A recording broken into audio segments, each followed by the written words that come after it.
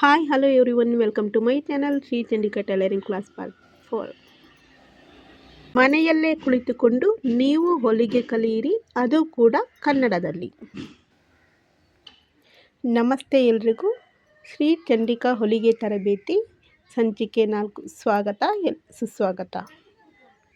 Friends, ಕಳೆದ ಸಂಚಿಕೆಯಲ್ಲಿ ಹೊಲಿಗೆಗೆ ಬೇಕಾದ ಮೆಟೀರಿಯಲ್ಸನ್ನು ನೋಡಿದ್ದಾಯಿತು. ಹಾಗೆ ಹೊಲಿಗೆಯನ್ನು ಕಲಿಬೇಕಾದ್ರೆ ನಮಗೆ ಇಷ್ಟೊಂದು ವಸ್ತುಗಳು, ಇಷ್ಟೊಂದು ಮೆಟೀರಿಯಲ್ಸ್ಗಳು ಬೇಕಾಗತ್ತಾ? ಹಾಗೆ ಇಷ್ಟೊಂದು ಮೆಟೀರಿಯಲ್ಸ್ಗಳನ್ನು ಖರೀದಿ ಮಾಡಬೇಕಾದ್ರೆ ಮಿಷಿನಿಗೆ ಹಾಕೋ ಅರ್ಧ ದುಡ್ಡು ಇದಕ್ಕೆ ಆಗತ್ತೆ ಅಂತ ಕೂಡ ಅನ್ನಿಸ್ಬೋದು. ಫ್ರೆಂಡ್ಸ್, ಖಂಡಿತವಾಗಿ ಹೊಲಿಗೆಗೆ ಇಷ್ಟು ಸಾಧನಗಳು ಬೇಕು, ಮೆಟೀರಿಯಲ್ಸ್ಗಳು ಬೇಕೇ ಬೇಕು ಅನ್ನೋದು ಖಂಡಿತವಾಗಿಯೂ ಇಲ್ಲ. ಹಾಗಾದರೆ ಮುಖ್ಯವಾಗಿ ಬೇಕಾಗಿರೋ ಮೆಟೀರಿಯಲ್ಸ್ ಯಾವುದಂತ ಈಗ ನೋಡೋಣ ಬನ್ನಿ. ಅದರ ಮೊದಲು ಈ ಮೆಟೀರಿಯಲ್ಸ್ಗಳ ರೇಟ್ ಎಷ್ಟಂತ ಹೇಳಿಬಿಡ್ತೀನಿ. ಈ ಹೊಲಿಗೆ ವಸ್ತುಗಳ ವೆಚ್ಚ ಎಷ್ಟಾಗುತ್ತೆ ಅಂತ ಮೊದಲಿಗೆ ತಿಳ್ಕೊಳ್ಳೋಣ. ಫ್ರೆಂಡ್ಸ್ ನೋಡಿ, ಇದು ಪ್ರಾಕ್ಟಿಕಲ್ ಬುಕ್ಕು. ಈ ಪ್ರಾಕ್ಟಿಕಲ್ ಬುಕ್ಕಿಗೆ ಸುಮಾರು 50ರಿಂದ 60-70 ರೂಪಾಯಿಗಳು ಆಗ್ಬೋದು.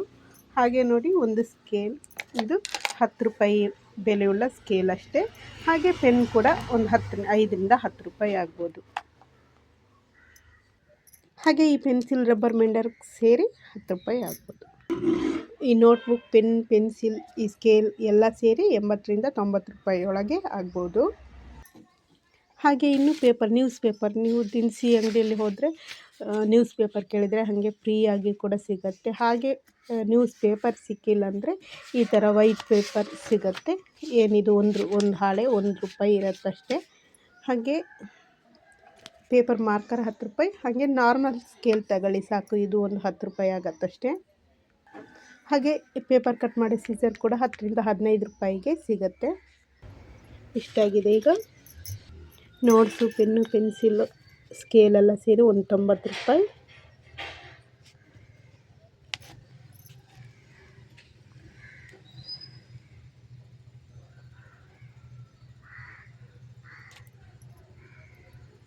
ಹಾಗೆ paper marker, normal scale, paper cutting scissor ಸೇರಿ ಒಂದು 15, 25, 35, ಒಂದು 36 ರೂಪಾಯಿ ಆಗುತ್ತೆ ಅಷ್ಟೇ.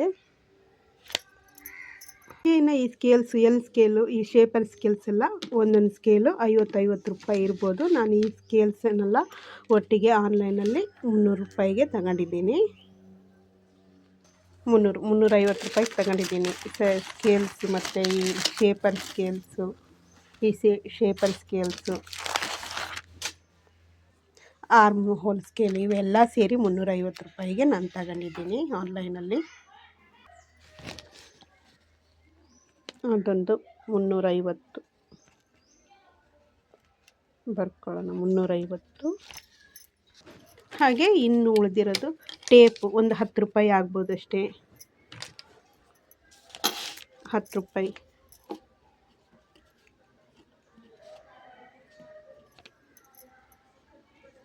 ಹಾಗೆ ಇದು ಕೂಡ ಥ್ರೆಡ್ ಕಟರ್ ಕೂಡ ಒಂದು 15 ರೂಪಾಯಿ, 15. ಹಾಗೆ ಇದು ಮಿಸ್ ಆದರೆ ಹೊಲಿಗೆ ದಾರವನ್ನು ತೆಗೆಯೋಕ್ಕೆ ಬಳಸುವ ಇದು ಸೀಮ್ ರಿಪ್ಪರ್, ಇದು ಈ ಟ್ರೇಸರ್ ವೀಲ್, ಹಾಗೆ ಸೂಜಿಗೆ ದಾರ ಹಾಕೋಕ್ಕೆ ಬಳಸುವ ಇದು ಈ ನೀಡಲ್ ಥ್ರೆಡ್ಡರ್ ಕೂಡ. ಇವೆಲ್ಲ ಸೇರಿ ಒಂದು 20ರಿಂದ 30 ರೂಪಾಯಿ ಆಗ್ಬೋದಷ್ಟೇ, 30 ರೂಪಾಯಿ. ಹಾಗೆ ಮಿಷಿನ್ ಆಯಿಲು ಒಂದು 15 ರೂಪಾಯಿಗೆ ಸಿಗುತ್ತೆ ಒಂದು ಪ್ಯಾಕು. ಹಾಗೆ ಈ ಸ್ಕ್ರೂ ಎಲ್ಲ ಮಿಷನ್ ತೆಗೊಳ್ಬೇಕಾದ್ರೆ, ಮಿಷನ್ನನ್ನು ನಾವು ಕೊಡಬೇಕಾದ್ರೆ ಅದರಲ್ಲೇ ಫ್ರೀಯಾಗಿ ಬರುತ್ತೆ. ಮಿಷನ್, ಬಾಬಿನ್, ಕೇಸ್ ಇವೆಲ್ಲ ಫ್ರೀಯಾಗಿ ಬರುತ್ತೆ ಇದ್ರ ಮಿಷನಲ್ಲಿ. ಹಾಗೆ ಈ ಗುಂಡ್ಪಿನ್ ಕೂಡ 10ರಿಂದ 15 ರೂಪಾಯಿ.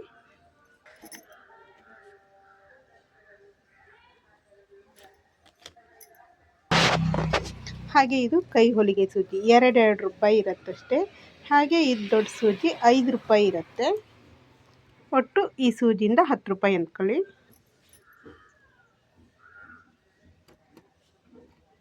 10 ರೂಪಾಯಿ,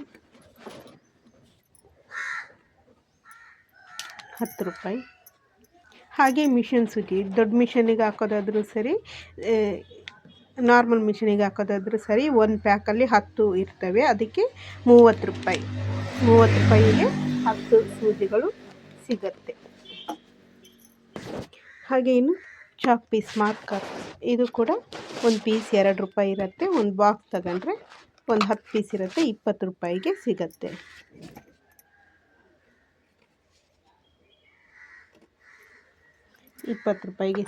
ಹಾಗೆ ಇನ್ನು ಥ್ರೆಡ್, ಈ ಥ್ರೆಡ್ಡು ಒಂದು ಥ್ರೆಡ್ಡಿಗೆ ಒಂದು ಸಿಂಗಲ್ ಆಗಿ ತಗೊಂಡ್ರೆ ಈ ಥರ ಇರುತ್ತೆ. ಇದು 8 ರೂಪಾಯಿ. ಹಾಗೆ ಒಂದು ಬಾಕ್ಸ್ ಫುಲ್, ಸಣ್ಣ ಬಾಕ್ಸಲ್ಲಿ ಈ ಬಾಕ್ಸ್ ಫುಲ್ ತಗೊಂಡ್ರೆ 150ರಿಂದ 180 ರೂಪಾಯಿಗೆಲ್ಲ 25 ಇರುತ್ತೆ. ಈ ಬಾಕ್ಸಲ್ಲಿ 180 ರೂಪಾಯಿ 2 ಪೀಸ್ ಆಗುತ್ತೆ.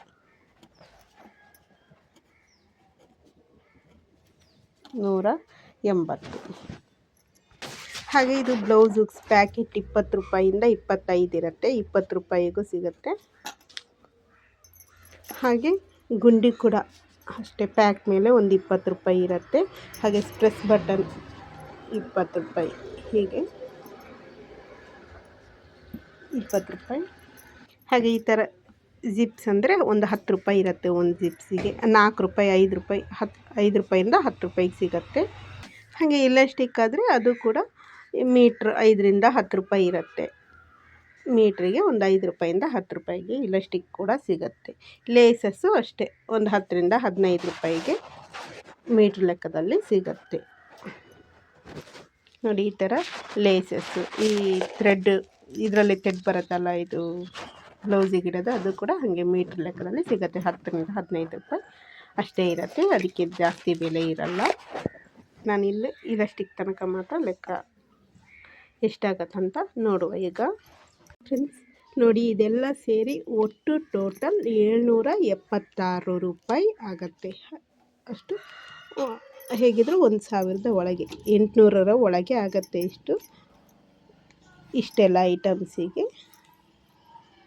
ಹಾಗೆ ಈಗ ಹೊಲಿಯಲು ಬೇಕಾದ ಮುಖ್ಯವಾದ ವಸ್ತುಗಳು ಯಾವುದಂತ ತಿಳಿಸ್ಕೊಡ್ತೀನಿ ನೋಡಿ. ಇದು ನೋಟ್ಸು, ಹಾಗೆ ಪೆನ್ನು, ಪೆನ್ಸಿಲು, ರಬ್ಬರ್, ಮೆಂಡರ್, ಇದೊಂದು ಸ್ಕೇಲ್, ಇದಿಷ್ಟು ಬೇಕಾಗುವಂಥ ವಸ್ತುಗಳು. ಹೊಲಿಗೆ ಕಲಿಬೇಕಾದ್ರೆ ನೋಟ್ಸ್ ಅಂತೂ ಖಂಡಿತ ಬೇಕೇ ಬೇಕು, ನೋಟ್ಸ್ ಮಾಡ್ಕೊಳ್ಳೇಬೇಕು. ಹಾಗೆ ಇನ್ನು ಪೇಪರ್ ಕಟ್ಟಿಂಗ್ ಮಾಡೋಕ್ಕೆ ಪೇಪರ್ ಸೀಸರ್ ಇದಂತೂ ಬೇಕೇ ಬೇಕು. ಯಾಕಂದರೆ ಬಟ್ಟೆ ಕಟ್ ಮಾಡೋ ಸೀಸರ್ ಮತ್ತು ಬಟ್ಟೆ ಕಟ್ ಮಾಡೋ ಸೀಸರಲ್ಲಿ ಪೇಪರ್ ಕಟ್ ಮಾಡೋಕ್ಕೆ ಬರಲ್ಲ, ಸೀಸರ್ ಹಾಳಾಗುತ್ತೆ. ಹಾಗಾಗಿ ಪೇಪರ್ ಸೀಸರ್ ಬೇಕೇ ಬೇಕು. ಒಂದು ಪೇಪರ್ ಸೀಸರ್ ಮತ್ತು ಮಾರ್ಕರ್ ಇಲ್ಲ ಅಂದರೆ ಈಗ ಮನೆಯಲ್ಲಿರೋ ಹಳೆ ಸ್ಕೆಚ್ ಪೆನ್ ಯಾವುದಾದ್ರೂ, ಅಥವಾ ನೋಟ್ಸಿಗೆ ಮಾಡ್ಕೊಳಕ್ಕಂತ ಪೆನ್ ತಗೊಂತೀವಲ್ಲ, ಅದೇ ಸಾಕಾಗತ್ತೆ. ಮಾರ್ಕರ್ ಬೇಕೇ ಬೇಕು ಅನ್ನೋದೇನು ಇಲ್ಲ. ಅಥವಾ ಹಳೆ ಸ್ಕೆಚ್ ಪೆನ್ ಬಣ್ಣದ್ದು ಯಾವುದಾದ್ರೂ ಮಾರ್ಕರ್ಸ್ಗಳಿದ್ರೂ ಸಾಕಾಗತ್ತೆ. ಹಾಗೆ ಇನ್ನು ಸ್ಕೇಲ್ಸ್ ಅಂತ ಬಂದಾಗ, ಮೊದಲು ನಾವು ಟೈಲರಿಂಗ್ ಕಲಿಬೇಕಾದ್ರೆ ಈ ಥರ ಸ್ಕೇಲ್ ಅಂತ ಯಾವುದೂ ಯೂಸ್ ಮಾಡ್ಕೊಂಡಿಲ್ಲ. ಒನ್ಲಿ ನಾರ್ಮಲ್ ಸ್ಕೇಲ್ ಒಂದೇ. ಹಾಗಿದ್ದರೂ ನಾರ್ಮಲ್ ಸ್ಕೇಲ್ ಒಂದಿದ್ದರೆ ಸಾಕು. ಹಾಗಿದ್ದರೂ ಬೇಕಂದರೆ ಈ ಎಲ್ ಸ್ಕೇಲ್ ಒಂದು ಮಾತ್ರ ಇದ್ದರೆ ಸಾಕು ಕಲಿಯೋಕ್ಕೆ. ಇನ್ನು ಆ ಶೇಪರ್ ಸ್ಕೇಲ್ಗಳು ಬೇಕೇ ಬೇಕು, ಅದಿಲ್ಲದೆ ಕಲಿಯೋಕ್ಕಾಗೋದೇ ಇಲ್ಲ ಅನ್ನೋದು ಖಂಡಿತವಾಗಿಯೂ ಇಲ್ಲ. ಒಂದು ಎಲ್ ಸ್ಕೇಲ್, ನಾರ್ಮಲ್ ಸ್ಕೇಲ್ 2 ಇದ್ದರೆ ಸಾಕಾಗತ್ತೆ. ಹಾಗೆ ಇನ್ನು ಗುಂಡು ಪಿನ್ ಒಂದು ಬಾಕ್ಸು ಒಂದು 10-15 ರೂಪಾಯಿದು ಬೇಕಾಗತ್ತೆ. ಮತ್ತು ಈ ಥ್ರೆಡ್ ಕಟರ್ ಒಂದು ಬೇಕಾಗತ್ತೆ. ಇದೊಂದು 15 ರೂಪಾಯಿ ಆಗ್ಬೋದೇನೋ. ಇದೊಂದು ಥ್ರೆಡ್ ಕಟರ್ ಒಂದು ಬೇಕಾಗತ್ತೆ.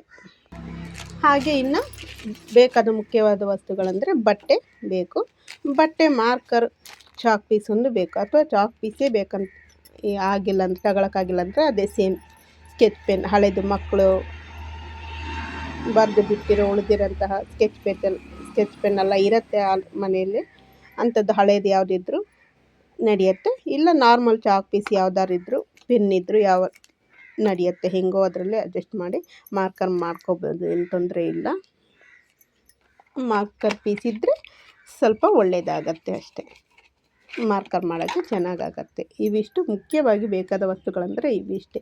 ಮತ್ತು ಶೇಪರ್ ಸ್ಕೇಲು ಬಗ್ಗೆ ಡಿಸೈನರ್ ಸ್ಕೇಲ್ ಇವೆಲ್ಲ ಬೇಕೇ ಬೇಕನ್ನೋದು ಖಂಡಿತವಾಗಿಯೂ ಇಲ್ಲ. ಹಾಗೆ ಕೈ ಹೊಲಿಗೆ ಸೂಜಿ, ಮಿಷನ್ ಸೂಜಿ ಇದಿಷ್ಟು ಇದ್ದರೆ ಬಟ್ಟೆ ಹೊಲಿಗೆಗೆ ಬೇಕಾದ ವಸ್ತುಗಳಾಯಿತು. ಹಾಗೆ ಇನ್ನೊಂದು ಹೇಳೋದನ್ನು ಮರೆತುಬಿಟ್ಟೆ, ಈ ಬಟ್ಟೆ ಕಟ್ ಮಾಡೋ ಸೀಸರಂದು ಬೇಕೇ ಬೇಕು. ಇದಕ್ಕೆ ಒಂದು 250 ರೂಪಾಯಿ ಬೆಲೆ ಇರ್ಬೋದು. ಇದು ಬೇಕೇ ಬೇಕು. ಹೊಲಿಗೆಗೆ ಬೇಕಾದ ಮುಖ್ಯವಾದ ವಸ್ತುಗಳಂದರೆ ಇವಿಷ್ಟು. ಮತ್ತು ಇನ್ನು ಉಳಿದಂತೆ ಹುಕ್ಸು, ಗುಂಡಿ, ಇಲಾಸ್ಟಿಕ್ ಇವೆಲ್ಲ ಒಟ್ಟಿಗೆ ಬೇಕಾಗಿರಲ್ಲ. ಒಂದೊಂದು ಬಟ್ಟೆಯನ್ನು ಹೊಲಿದಾಗ, ಈಗ ಬ್ಲೌಸ್ ಅಂತ ಬಂದಾಗ ಹುಕ್ಸು, ಶರ್ಟ್ ಅಂತ ಬಂದಾಗ ಗುಂಡಿ, ಸ್ಕರ್ಟ್ ಅಂತ ಬಂದಾಗ ಇಲಾಸ್ಟಿಕ್ಕು, ಹೀಗೆ ಒಂದೊಂದು ಬಟ್ಟೆಗೆ ಒಂದೊಂದಿದ್ದರೆ ಸಾಕು. ಅವೆಲ್ಲ ಒಟ್ಟಿಗೆ ತಗೊಳ್ಬೇಕು ಅನ್ನೋದೇನು ಖಂಡಿತವಾಗಿಯೂ ಇಲ್ಲ.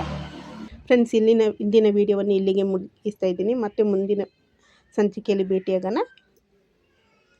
ವಂದನೆಗಳು. Hi, hello everyone, welcome to my channel Sri Chandika tailoring class part 4.